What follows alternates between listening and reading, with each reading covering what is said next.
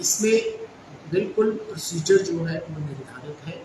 तो अगर वो निर्धारित प्रोसीजर को फॉलो करते हैं और हम गोवा पुलिस हमेशा बाकी राज्यों को सहयोग देती रही है और इनफैक्ट हमने भी उनके राज्यों के और उनके और नेबरिंग राज्यों के अपराधियों की कई बार यहाँ पर गिरफ्तारी की है और हमने कभी किसी भी राज्यों पर इंक्लूडिंग यहाँ के सीपी साहब कमिश्नर साहब हैं उन पर भी हमने कभी ये उंगली नहीं उठाई है कि हमें वहाँ पर सहयोग नहीं मिलता है।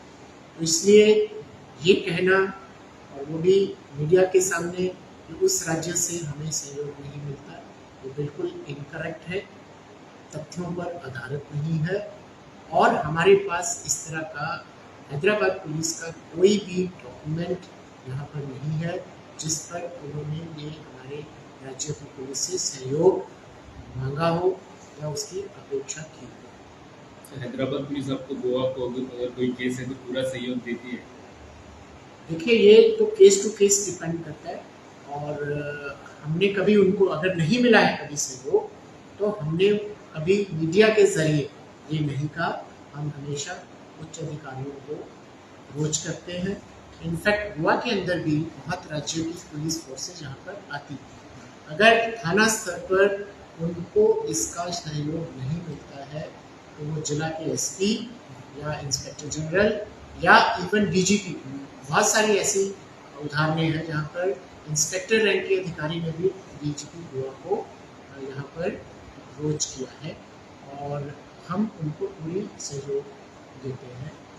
इस वाले केस में तो अभी उन्होंने मांगा ही, लेकिन अगर किसी भी राज्य की पुलिस हमारे राज्य की पुलिस को बिना सूचित किए यहाँ पर आती है, किसी व्यक्ति को उठाती है तो वो गैर कानूनी हो जाता है क्योंकि जिस व्यक्ति को उठाया गया उसका परिवार हो सकता है कोई मिसिंग रिपोर्ट लगाए, किडनैपिंग का केस भी दर्ज करवा सकता है।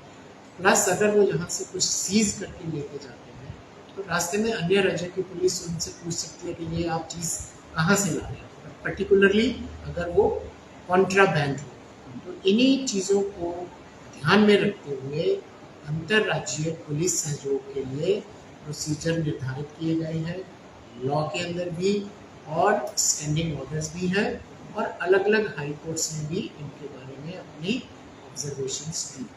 So this was completely irresponsible statement by Hyderabad police. देखिए वो एक वरिष्ठ अधिकारी है, हमें अंतर्राज्यीय सहयोग के बारे में किस तरह से मुद्दे को अप्रोच करना चाहिए वो इसको भली भांति जानते हैं।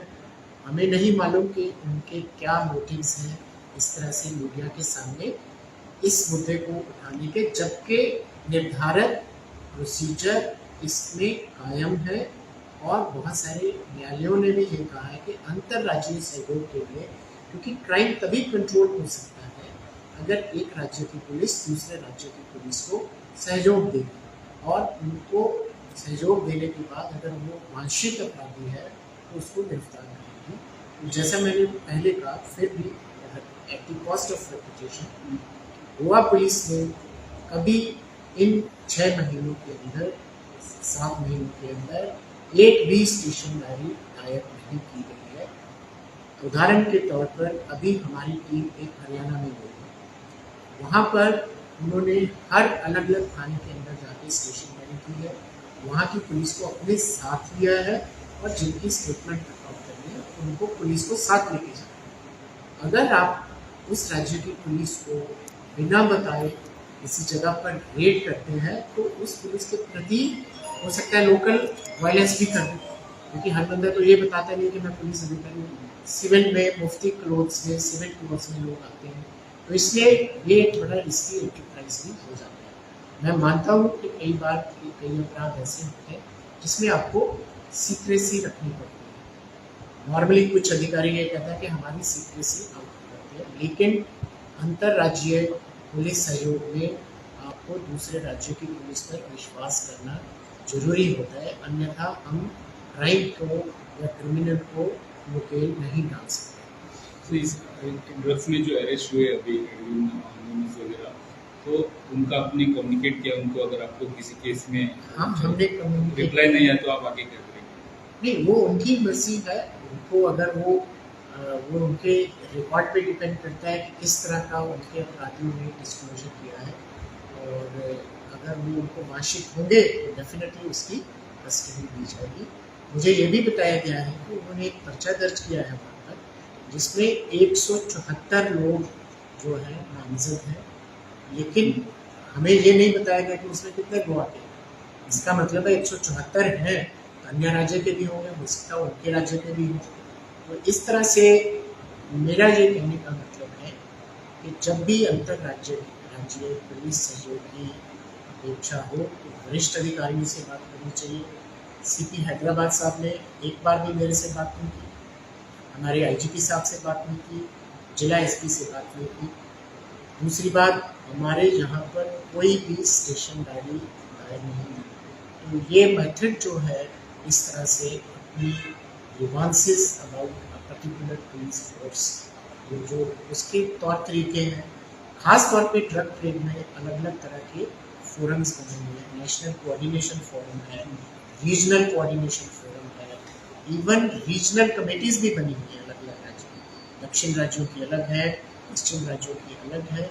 हम सारे ये मुद्दे उन कमेटियों में भी रखते हैं। इंस्टीट्यूशनल मैकेनिज्म बनाए गए हैं, इसी कारणवश बनाए गए हैं कि जो फ्रिक्शन अंतर्राज्यीय पुलिस में क्रिमिनल की गिरफ्तारी को लेके, चेकिंग को लेके, सर्च एंड सीजर को लेके हो सकती है, वो स्मूथ हो जाए।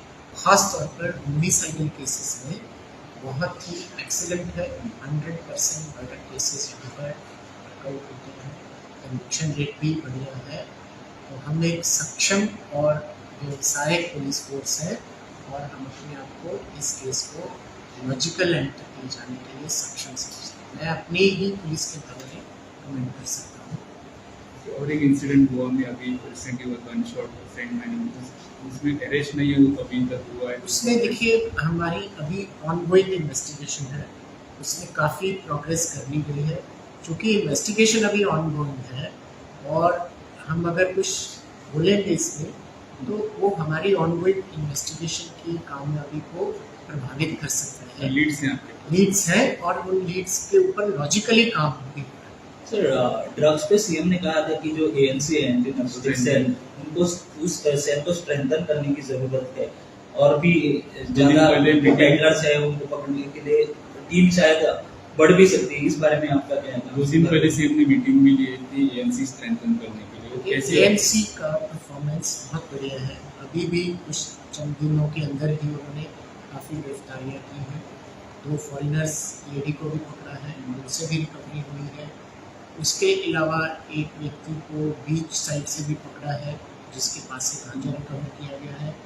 और आज ही अर्ली मॉर्निंग एक जगह पर जो लेट नाइट पार्टी चल रही थी, वहाँ पर भी हमारी एएनसी की टीम ने अर्ली मॉर्निंग रेड करने के बाद वहाँ पर चेकिंग की, और वहाँ पर भी एक व्यक्ति से ड्रग की रिकवरी की गई है। तो एएनसी हमेशा अपना कार्य जारी रखती है, इसमें कोई संदेह नहीं कि हम उसको और मजबूत करेंगे।